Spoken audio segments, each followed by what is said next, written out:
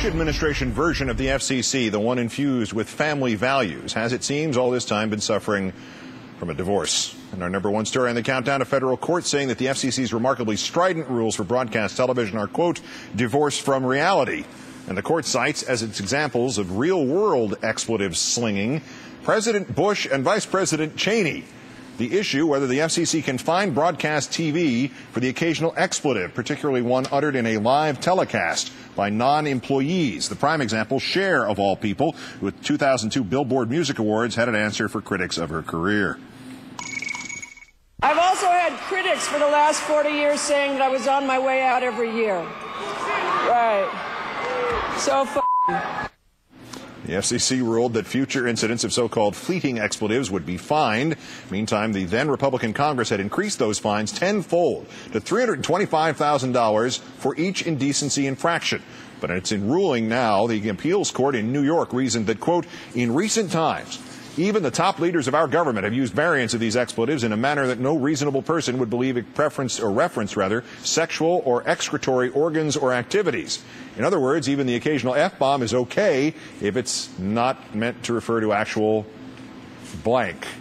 And the specific examples included President Bush at last year's G8 summit. See, the irony is that what they need to do is get Syria to get Hezbollah to stop doing this shit.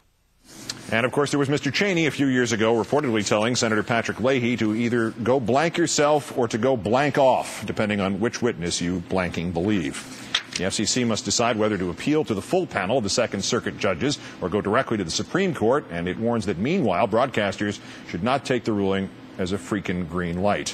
Joining me now, the host of the Rachel Maddow Show on Air America Radio, Rachel Maddow. Thanks for your time tonight, Rachel. Hi, Keith. Nice to see you. Of course, the Cheney expletive was not broadcast, and only on tape was the Bush one. But is it the court's points here that the nation's leaders use expletives in moments of excitement or anger, so the same thing cannot be reasonably fined in a live broadcast? What was amazing and wonderful about this ruling, I think, is that all the deliberations turned on the FCC's argument that the S word and the F word always need to be banned from television because they always and evermore, every single time they're used, in the case of the S word, refer to defecation, and in the case of the F word, refer to having sex. And that nobody has ever used these words and nobody ever means these words except to refer to those things, and that's why they must be banned. In the case of those examples you cited from President Bush and Vice President Cheney, that would mean that Bush was telling Hezbollah to cut out all the defecating, and that Dick Cheney was asking Pat Leahy on the floor of the Senate to make love with his own body. Mm-hmm. That was the FCC's argument, really, and they really lost, and it's really easy to see why, I think. Yeah, well, it's also really true that we had a Middle Ages, so all of this is understandable once put in historical context. The court said that the FCC was not only divorced from reality, but that its standards were arbitrary and capricious, might not pass constitutional muster, and the FCC chairman, Kevin Martin, derided this decision as a New York ruling. There was also a spokeswoman who I heard tonight say, who will stop Hollywood if this stands? Without asking you to play lawyer here, do we have any idea what the chances are that this ruling survives this court? Well, you know, I am heartened and encouraged by the fact that the court really decided to nail the FCC for being undefined and vague in their standards here. I mean, their standards are not only arbitrary and capricious, they're hysterical.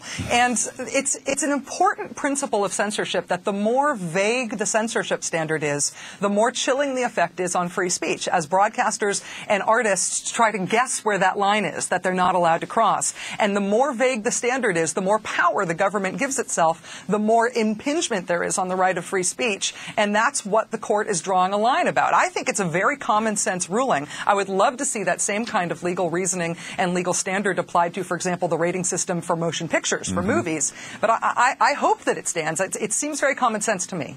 Is there a certain irony to this? Do you think the Brent Bozels of this world and the other righteous e-spammers who are full of such righteous anger over so-called indecency have no one to blame for this but President Bush and Vice President Cheney?